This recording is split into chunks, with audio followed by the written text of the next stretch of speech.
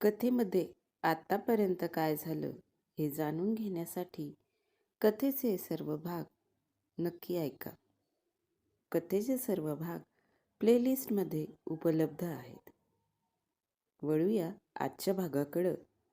दुसऱ्याची बायको भाग 67. मागच्या वेळीही असंच वाटलं होतं, पण मिळाली नाही ना नोकरी. नैना सुमनबेनला म्हणाली, आपण चांगला विचार करावा, म्हणजे सगळं चांगलं होतं बघ. सुमनबेन नयनाला म्हणाली. नयनाच्या डोक्यात मात्र नोकरी मिळेल की नाही याचे विचार घोंगावत होते. 2-3 दिवस निघून गेले. शांतीलालच्या फोनवर कंपनीमधून फोन वगैरे आला नाही. नयनाचं मन मात्र खट्टू झालं. ही नोकरी पण मिळाली नाही. आता परत दुसरीकडं कुठंतरी शोधाशोध करावी लागेल. आयुष्यात सगळ्याच गोष्टींसाठी संघर्ष लिहिलेलाच आहे बहुतेक. नैना विचार करत होती. तेवढ्यात सुमनबेन आणि शांतीलाल दोघे कामावरून सोबतच घरी आले. अरे वा, आज दोघं सोबत आलात? बरं झालं. तुम्ही फ्रेश व्हा, तोपर्यंत मी चहा पाण्याचं बघते, नैना म्हणाली. अगं राहू दे चहा. हे बघ मी काय आणलंय, फाफडा आणि जलेबी, सुमनबेन म्हणाली. वा, आज काय स्पेशल? नैनानं आश्चर्यानं विचारलं. आधी आमच्या छोकरीचं तोंड गोड करणार आणि मगच सांगणार. शांतीलालनं खेळत असलेल्या लावण्याच्या तोंडात छोटासा जिलेबीचा तुकडा टाकला. लावण्या आवडीनं जिलेबी खाऊ लागली. सुमनबेननं नयनाला जिलेबी भरवली. तुझी प्रार्थना पूर्ण झाली. तमे नोकरी मिळाली. सुमनबेन अक्षरशः आनंदानं ओरडलीच. शू? नैना म्हणाली. आहेच कुठं, आता थोड्या वेळापूर्वीच फोन आला होता कंपनीतून. उद्या जॉईन व्हायचंय. जॉईनिंग लेटर वगैरे उद्या तिथं गेलं की तिथूनच घ्यायचं आहे, शांतीलाल नैनाला म्हणाला.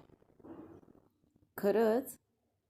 नैनाच्या डोळ्यात आनंदाश्रू उभे राहिले. खरंच ग, उद्या तुझा नोकरीचा पहिला दिवस. मी काय म्हणते, तू ना लावण्याला उद्या घरीच ठेवून जा, म्हणजे मी सुट्टी घेते उद्याची. कसं आहे ना, ऑफिसमधला पहिला दिवस व्यवस्थित पार पडला पाहिजे, सुमनबेन म्हणाली. सुमनबेन, तिथं मुलांची व्यवस्था आहे ना केलेली, मग तू कशाला सुट्टी काढतेस? मी घेऊन जाईल लावण्याला सोबतच, नैना तिला म्हणाली. नाही नाही नैनाबेन, सुमनबेन बराबर बोलते. उद्या पहिल्या दिवशी सगळं काम वगैरे नीट समजून घे. लावण्याला तिथं नेशील तर अर्ध लक्ष तिच्यातच राहील तुझं, शांतीलाल म्हणाला. ठीक आहे, तसंच करते, नैना म्हणाली. चला, मी पटकन कांताबेनला फोन लावते आणि सांगते, सुमनबेन शांतीलालला म्हणाली. आता कांताबेनला कशाला फोन करतेस?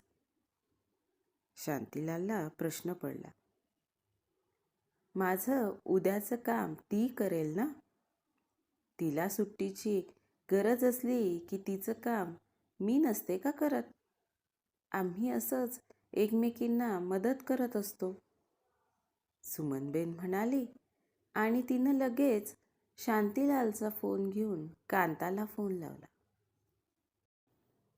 दुसऱ्या दिवशी नैना ऑफिसमध्ये जायची तयारी करत होती. सुमनबेननं सगळ्यांसाठी चहा केला होता. शांतीलाल सकाळीच बाहेर जाऊन ब्रेड विकत घेऊन आला होता. नैना, सुमनबेन आणि शांतीलाल तिघं चहा घेत होते. लावण्या ब्रेडचा तुकडा हातात घेऊन इकडं तिकडं फिरत खात होती. तितक्यात शांतीलालचा फोन वाजला. कांताचा फोन होता म्हणून त्यानं फोन सुमनला दिला.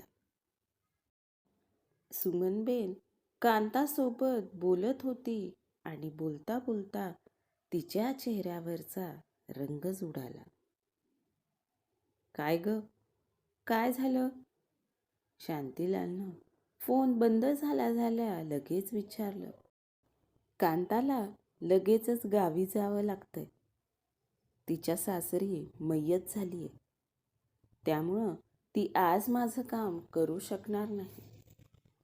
तिनं अजून 1-2 जणींना विचारलं, पण तिचं आणि माझं काम करायला कुणी तयार नाहीये.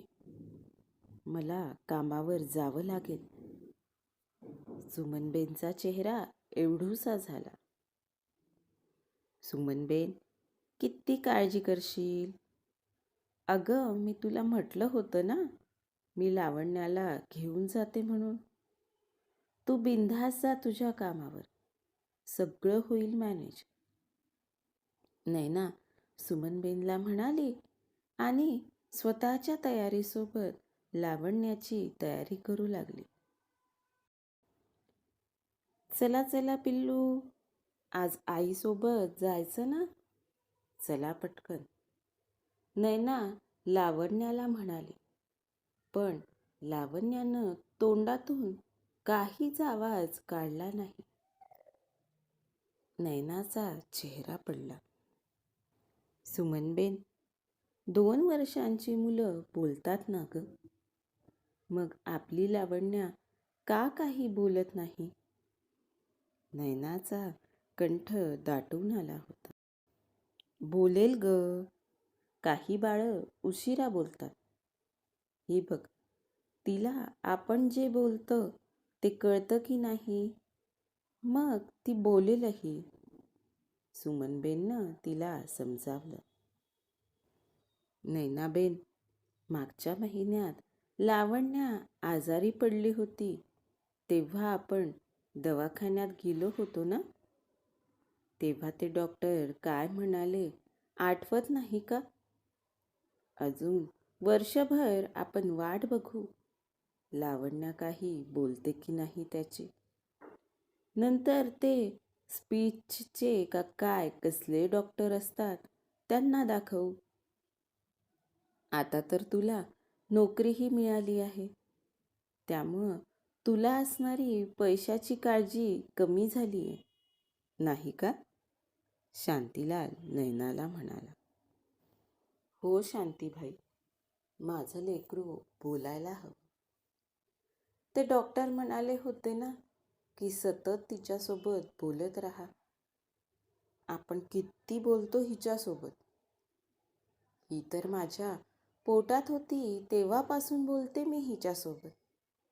तरीही का बोलत नसेल? नैनाचं मन खट्टू झालं होतं. नैनाबेन, आता हा विचार नको करू. आज नोकरीचा पहिला दिवस आहे ना?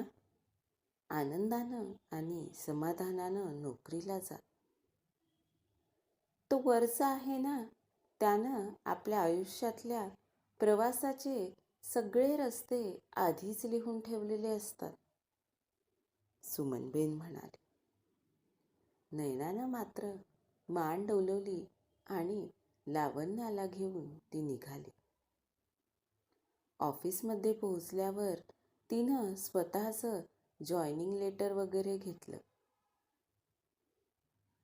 नैना मॅडम, मुलीला पाळणा घरात ठेवणार आहात का? तसं असेल तर हा फॉर्म भरून द्या. रिसेप्शनिस्ट नैनाला म्हणाले. फॉर्म? नैनाला आश्चर्य वाटलं. हो, हा फॉर्म. त्यात तुमची बाळाची माहिती लिहायची आहे. बाळाला काही ॲलर्जी, त्रास, आधीचा काही आजार यासंबंधी माहिती भरायची आहे.